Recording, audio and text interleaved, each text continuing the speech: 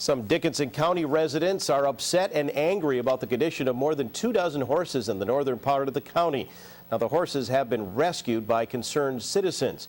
And it's been about 2 weeks since those 30 emaciated horses were moved from property in Sagola in what was described by volunteers who assisted in the rescue as a concentration camp for horses.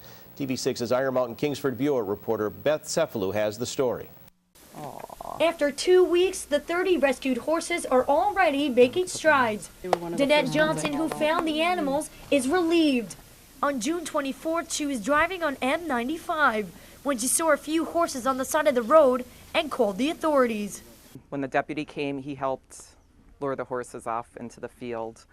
And they started walking up a dirt road, and I told the deputy I'd follow them and see if I can secure them back into their fences.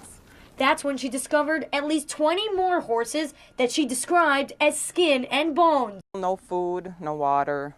The horses look like this one right here. Authorities contacted the Corey family who owned the horses and asked them to turn them over. The owners cooperated and voluntarily surrendered the animals. Carrie Kramer, director of Piper's Rescue Ranch in Wallace, to pick up the horses.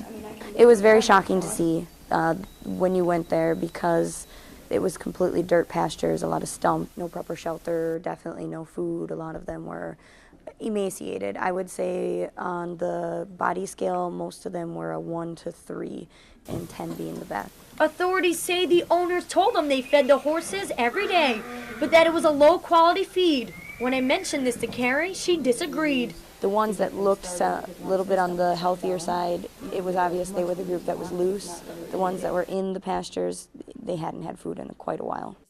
We contacted the owners multiple times but received no answer. Sheriff Scott Salello says no charges have been filed yet, but the case is currently being reviewed. His deputies are waiting on reports about the animals' conditions from a veterinarian and the animal shelter.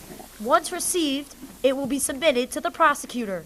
Prosecutor Bruley or one of the assistant prosecutors, whoever it's assigned to, will review it, and then they'll determine if charges are going to be filed or not. Sherry Gunville was one of the volunteers who helped rescue the horses and is also friends with someone who adopted 2 of the animals. She says she hopes authorities take action on the owners. From what I've understood, that these people have had animals before and had them taken away. I really don't think that throwing them in jail and giving them a bunch of fines is the answer. I think the answer is not allowing them to have animals anymore. Carrie Kramer of Piper's Rescue says she sees neglect cases like these often and thinks the UP animal ordinances need to be reevaluated and made stricter to keep situations like these from continuing.